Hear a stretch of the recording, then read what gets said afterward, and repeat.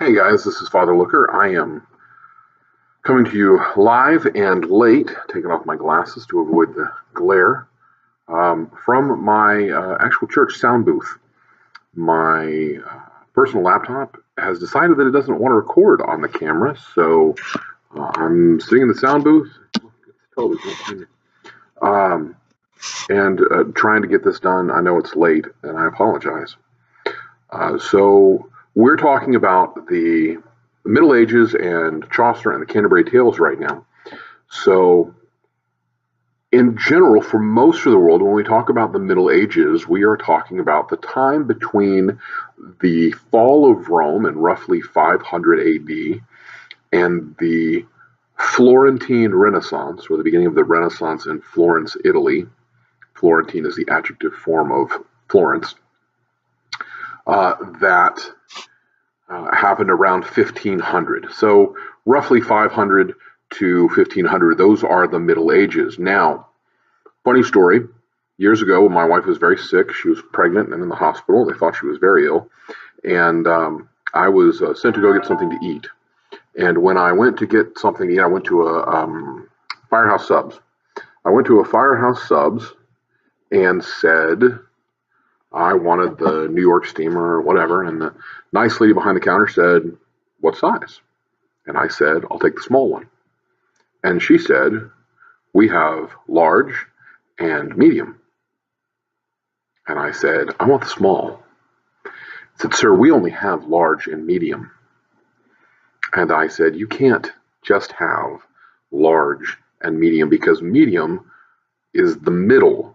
It's what comes between the small and the large. It's the middle option.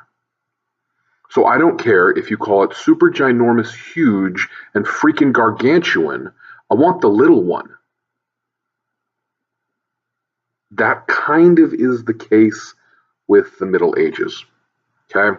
Because the Middle Ages are literally the time period in the middle of these two shining moments.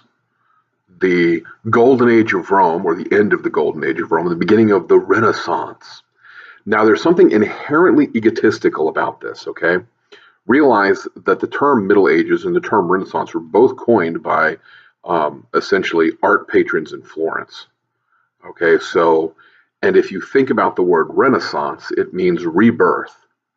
So essentially what you have here is these guys who had this big flourishing of art and culture and Florence, Italy in the 1500s, and all of a sudden they're like, we are having a rebirth of the golden age of Greece. Excuse me, golden age of Rome, accents. And so they said, we had this incredible thing over here, and we have this incredible thing over here, and in the middle, it's just the Middle Ages. And really, that's kind of what history kind of gives to the Middle Ages. It basically says it was this crappy time period where nothing really happened, which is absolutely false. The Middle Ages were not the Dark Ages. They were the time between the fall of Rome and the Florentine Renaissance. But there were some really incredible things that happened at that time. Not just in Rome, Italy, but throughout France, throughout England. I mean, there was some really incredible stuff. But while the rest of Europe really looks at the Middle Ages as 500 to 1500, when we're talking about British literature, we don't look at it that way. When we're talking about British literature, we look at it in terms of, for the Middle Ages, 1066 to about 1485. And that goes from one battle to another. It goes from the Battle of Hastings to the Battle of Bosworth Field. I just totally blanked on the name. My notes are in my office. So it's the Battle of Bosworth Field. So in 1066, that's when Normans, Frenchmen from the northern part of France, who were actually themselves of Viking extraction, they basically came in and settled in the northern part of France and said, well, we're Northmen, and Northmen became Norman, and Norman became Normandy, and so you have Normans from Normandy. who decided they were going to invade England in 1066, and they took over. And at that point, you had England that went from a very Saxon, very Germanic culture to all of the leadership of the country, from the church through the nobility. All of the nobility at that point became French. Okay. And we tend to think of the English and the French as being like mortal enemies and always hating each other. And that's kind of true. But at this point in history, the French just took over the place. And from 1066, the Battle of Hastings, we go to basically 1485. And at 1485, that's the start of the Tudor dynasty with Henry Tudor, Henry VII, Henry VIII, his children, Edward VI, Mary I, and most importantly, Elizabeth I. And when we get to Elizabeth I, there's this huge flourishing of culture called the Elizabethan Renaissance. And that's the time period Shakespeare is mostly involved in. So right now we're dealing with 1066 to 1485.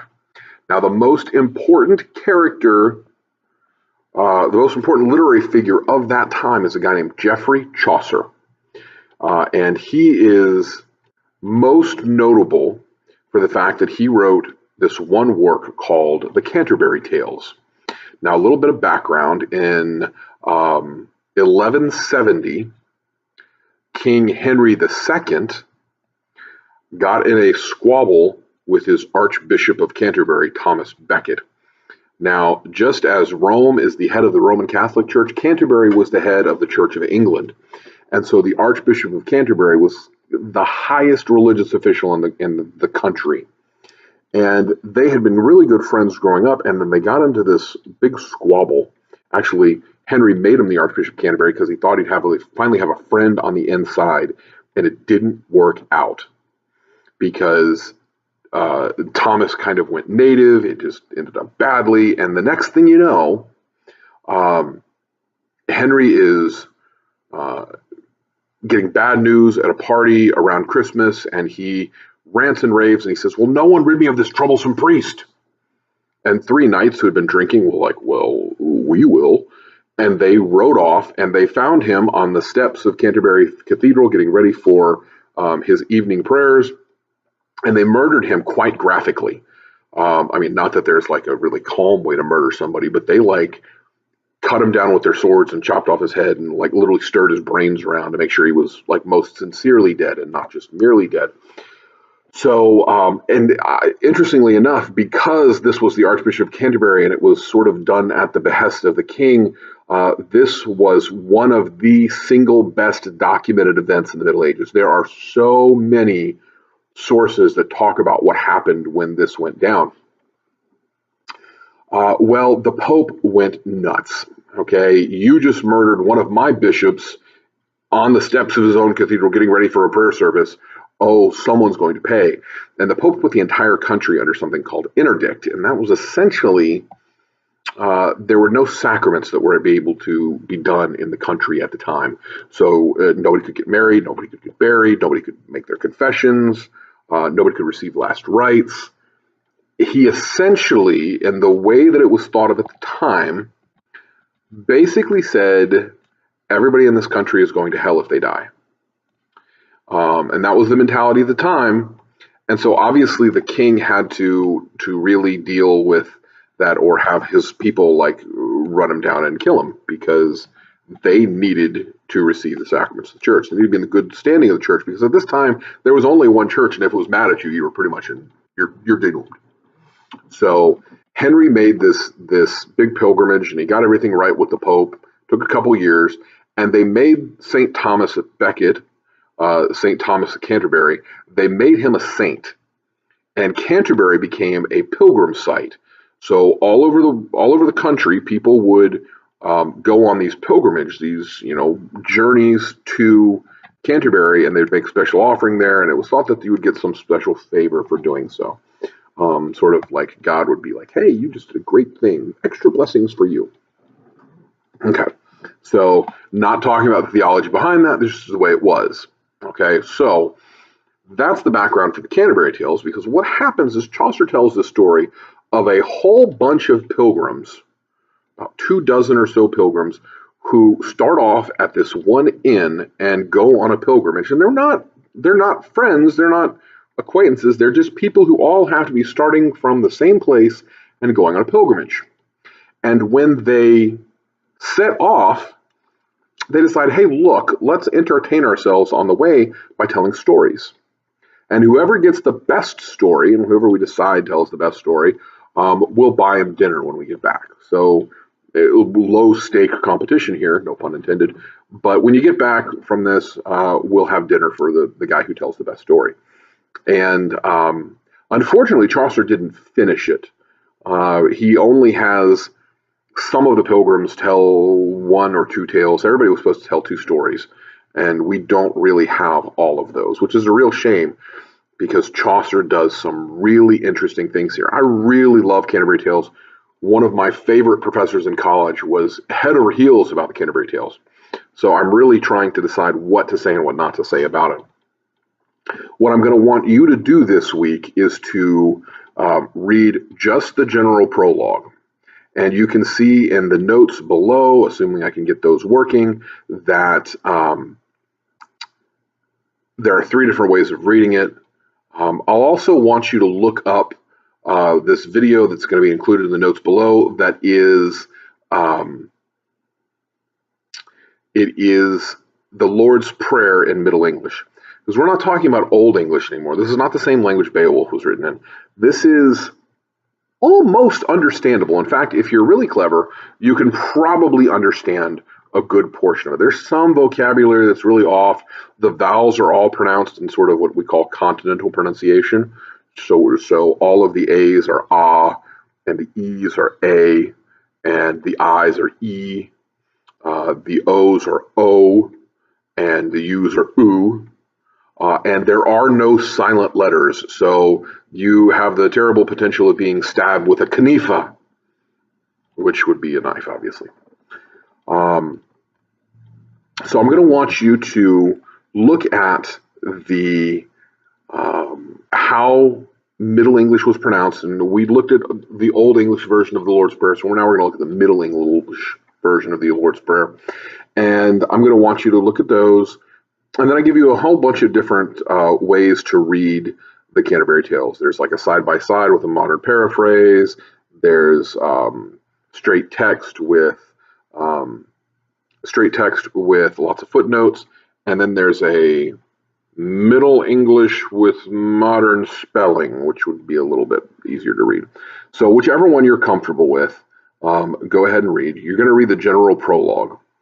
And that is where we are introduced to all of the pilgrims. Now, it says something really odd in the beginning about the ram's course run, half the ram's course run, something like that. It's talking about the constellation Taurus and how it's going through half of its journey, and essentially saying it's, early summer, late spring. I believe it's like April, May. Okay. I want you to pay particular attention to these pilgrims and how Chaucer describes them. And I want you to think about, is there anything that Chaucer says in here that while he's saying something, he means something else? Is there any time that he really is complimenting someone when in truth, he's really saying they're horrible people? Okay, so I want you to think about that and keep that in mind as you're reading the General Prologue. You'll meet all these characters. Some of them are really great, some of them are really horrible. And also think about the way he presents women and the way he presents churchmen, whether they be the pardoner or the friar or the monk or any of those guys. Just look at those and see how that goes. I am running out of time, so I'm going to stop now, and we'll see you on Tuesday. Bye now.